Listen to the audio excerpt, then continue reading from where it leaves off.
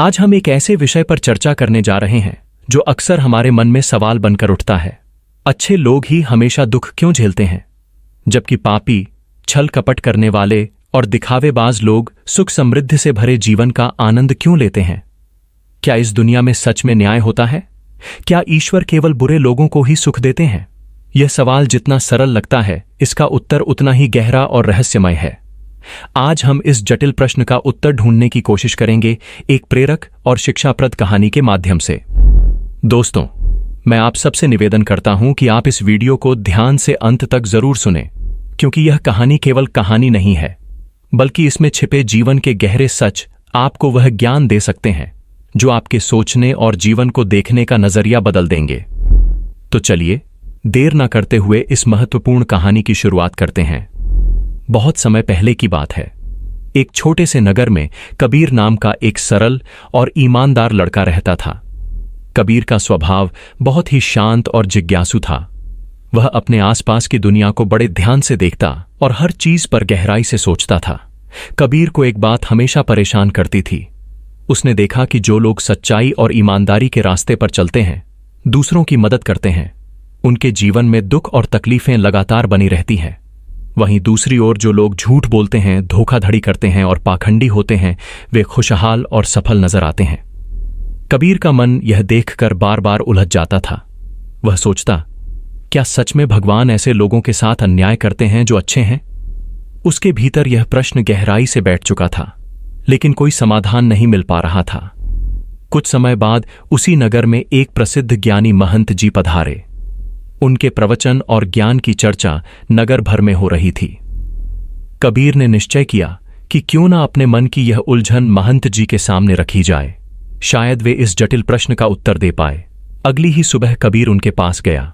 वह श्रद्धापूर्वक उनके चरणों में झुका और बोला, गुरुदेव, मेरे मन में एक ऐसा प्रश्न है जिसने मुझे कई दिनों से बेचैन कर रखा है।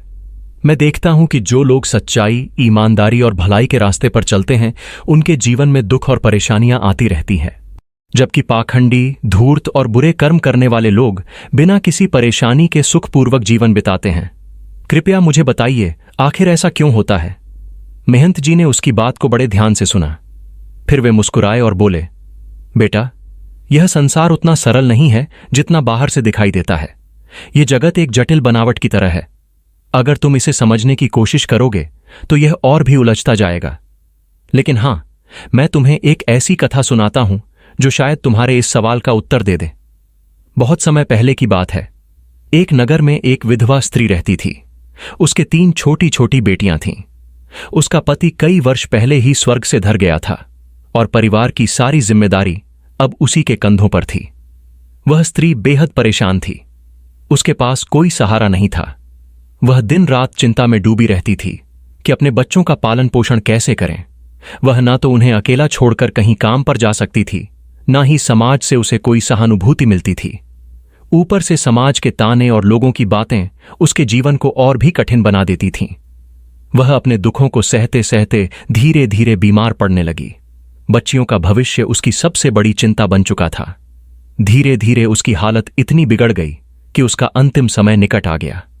उसकी मृत्यु का समय आते ही यमराज ने अपने दूत चित्रगुप्त को भेजा कि वे जाकर उसके प्राण ले आए।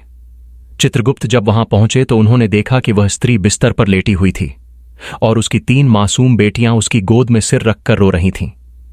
उन बच्चियों की हालत देखकर चित्रगुप्त का हृदय पिघल गया। वे सोचने लगे, अगर मैं इस मां के प्राण अभी ले लूंगा तो इन मासूम बच्चियों का क्या होगा? कौन इनका सहारा बनेगा? यह निर्दयी और स्वार्थी दुनिया इनकी मदद कभी नहीं करेगी। कुछ देर विचार करने के बाद चित्रगुप्त ने फैसला किया कि वे उस स्त्री के प्राण लिए बिना ही यमलोक लौट जाएंगे। जब चित्रगुप्त यमलोक पहुंचे, यमराज ने उनसे पूछा, तुम खाली हाथ क्यों लौट आए? क्या तुम उस स्त्री के प्राण लेने नहीं गए थे? चित्रगुप्त ने सिर झुका लिया और उत्तर दिया, हे स्वामी, क्षमा करें, मैंने उस स्त्री के प्राण लेने का साहस नहीं कर पाया। जब मैं वहां पहुंचा तो उसकी 3 छोटी बच्चियां अपनी मां से लिपटकर करुणापूर्वक रो रही थीं। अगर मैं उसकी आत्मा लेकर आ जाता तो उन मासूमों का क्या होता? इस संसार में कोई भी उनका सहारा नहीं बनता। मैं आपसे निवेदन करता हूं कि उस स्त्री को कुछ समय का जीवन दान दीजिए ताकि वह अपनी बच्चियों को बढ़ाकर आत्मनिर्भर बना सके।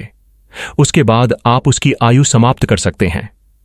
चित्रगुप्त की बातें सुनकर यमराज ने गहरी सांस ली और बोले, हे चित्रगुप्त, इस सृष्टि के नियम अटल हैं।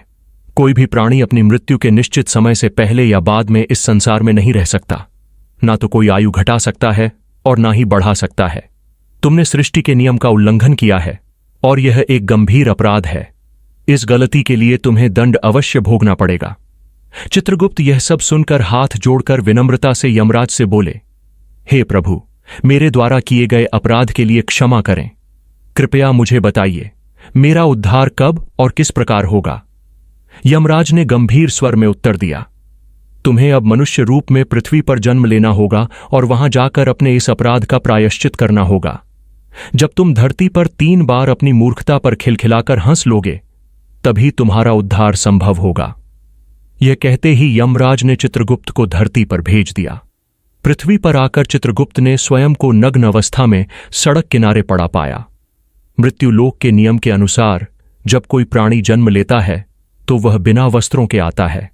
ठंड से कांपते हुए वह असहाय पड़ा था। उसी समय वहां से एक मोची गुजर रहा था जो अपने बच्चों के लिए गर्म कपड़े खरीदने निकला था। उसने सड़क किनारे ठंड से ठिठुरते हुए नग्न चित्रगुप्त को देखा तो उसके मन में करुणा उमड़ आई। उसने सोचा, कपड़े तो फिर कभी ले लूंगा, पहले इस व्यक्ति की सहायता करनी चाहिए। उसने अपने बच्चों के लिए कपड़े खरीदने के बजाय उस अजनबी के लिए कपड़े और एक कंबल ले लिया। कपड़े और कंबल देते हुए मोची ने कहा, भैया, इस ठंड में यूं पड़े रहोगे तो जान नहीं बचेगी। यह कपड़े और कंबल पहन लो। चित्रगुप्त ने उसके प्रति आभार व्यक्त करते हुए कहा, भैया, आपने मुझ पर बड़ा उपकार किया है, लेकिन ना तो मेरा कोई परिवार है, ना घर और ना ही भोजन की कोई व्यवस्था। अब मैं कहां जाऊं? मोची ने सहजता से कहा, यदि ऐसा है तो मेरे साथ चलो, मैं तुम्हारे खाने पीने और काम की व्यवस्था कर दूंगा।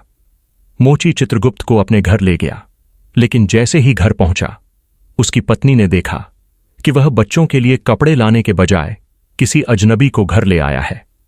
यह देखकर वह आग बबूला हो गई और गुस्से से चिल्लाने लगी, तुम बच्चों के लिए कपड़े लाने गए थे और एक अनजान आदमी को घर ले आए। क्या तुम्हें अपने परिवार की कोई चिंता है? हम पहले ही मुश्किल से गुजारा कर रहे हैं और अब तुम इस अजनबी का बोझ भी हमारे सिर पर डाल रहे हो। पत्नी का क्रोध देखकर घर का वातावरण तनावपूर्ण हो गया। मोची और उसकी पत्नी के बीच बहस शुरू हो गई। यह सब देखकर चित्रगुप्त अचानक जोर जोर से हंसने लगा। मोची ने चौंकते हुए पूछा, भैया, तुम हंस क्यों रहे हो? इसमें हंसने लायक क्या है? चित्रगुप्त ने मुस्कुराते हुए जवाब दिया, भैया, अभी समय नहीं आया है कि मैं अपनी हंसी का कारण बताऊं। उचित समय आने पर मैं तुम्हें सब कुछ बता दूंगा। इसके बाद चित्रगुप्त मोची के घर ही रहने लगा और उसके साथ जूते बनाने का काम सीखने लगा। थोड़े ही समय में वह बेहतरीन जूते बनाने लगा। उसके बनाए जूते इतने सुंदर और टिकाऊ थे कि जल्द ही पूरे राज्य में प्रसिद्ध हो गए। बड़े बड़े राजा और अमीर लोग भी उसके बनाए जूते खरीदने आने लगे। मोची का भाग्य चमक उठा और उसके घर में कभी धन की कमी नहीं रही।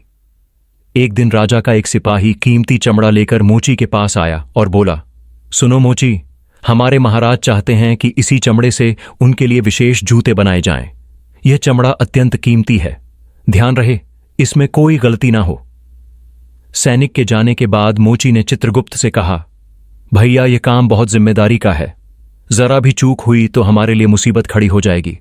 इस चमड़े से केवल जूते ही बनाना। अगर गलती से भी चप्पल बना दी तो राजा हमें कठोर दंड देंगे। मोची की इतनी समझाइश के बावजूद चित्रगुप्त ने जानबूझकर उस चमड़े से चप्पल बना दी। जब मोची ने यह देखा तो उसका चेहरा पीला पड़ गया। घबराहट में उसने चित्रगुप्त से कहा, तूने क्या कर डाला? मैंने तुझसे बार बार कहा था कि जूते बनाने हैं, लेकिन तूने चप्पल बना दी। अब राजा हमें दंड देंगे और हमारा पूरा परिवार संकट में पड़ जाएगा। मोची का भय और क्रोध देखकर चित्रगुप्त फिर जोर जोर से हंसने लगा। मोची ने झल्लाते हुए कहा, अरे मूर्ख, सारा काम बिगाड़ दिया और अब हंस रहा है। चित्रगुप्त ने शांत स्वर में कहा, भैया, चिंता मत करो, समय आने पर तुम्हें सब पता चल जाएगा। इसी बीच सैनिक फिर से आ गया और बोला, सुनो मोची, कल मैंने जो चमड़ा दिया था उससे जूते मत बनाना। हमारे महाराज का निधन हो गया है। हमारे राज्य की परंपरा है कि अंतिम संस्कार के समय दिवंगत व्यक्ति को चमड़े की चप्पल पहनाई जाती है, इसलिए उसी चमड़े से चप्पल ही बनाना। यह सुनकर मोची के चेहरे पर आश्चर्य और राहत का भाव आ गया। ऐसा लगा मानो उसके मृत शरीर में प्राण लौट आए हों। उसका डर काफूर हो गया। उसने हाथ जोड़कर चित्रगुप्त के चरण पकड़ लिए और माफी मांगते हुए बोला, भैया, मैं तो तुम्हें कोस रहा था, लेकिन तुमने तो हमारी जान बचा ली, मुझे क्षमा कर दो।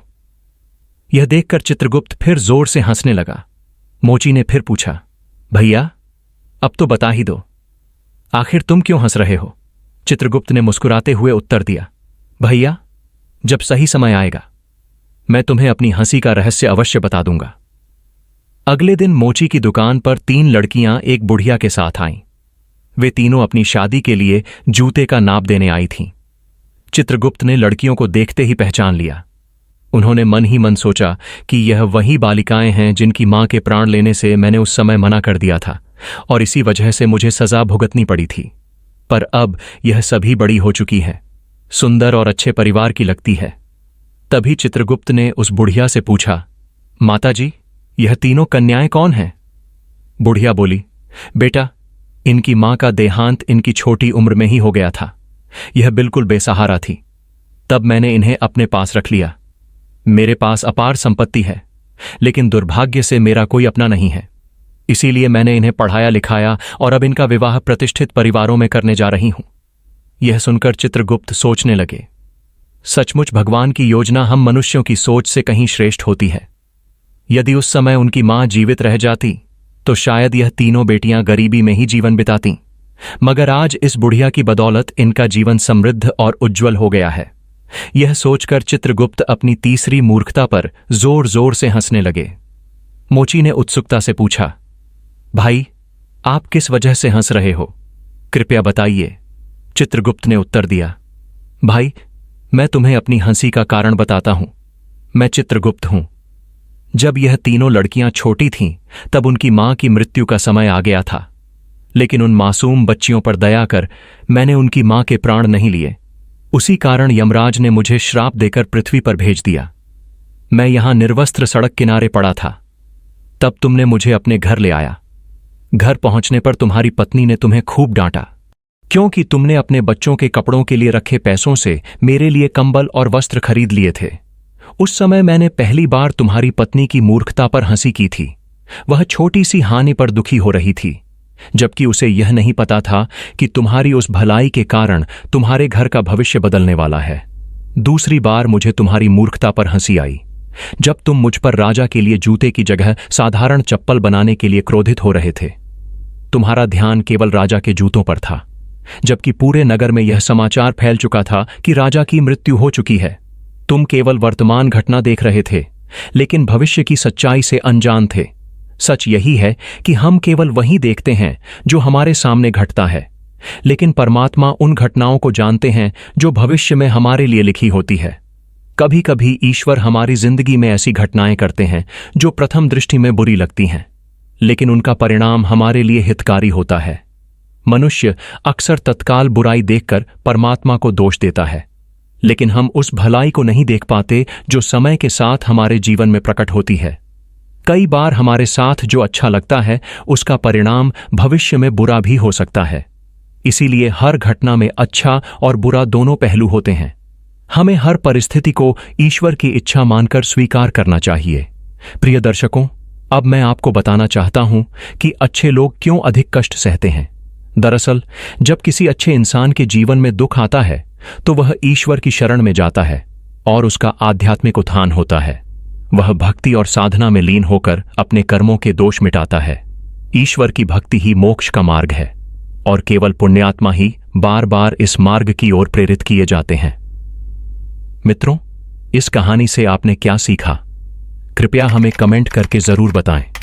यदि यह कहानी आपको पसंद आई हो तो इसे लाइक और शेयर जरूर करें और साथ ही भक्ति विथ हनी यूट्यूब चैनल को सब्सक्राइब करना ना भूलें, क्योंकि यहां आपको हमेशा ऐसी ही प्रेरणादायक और ज्ञानवर्धक कहानियां सुनने को मिलेंगी।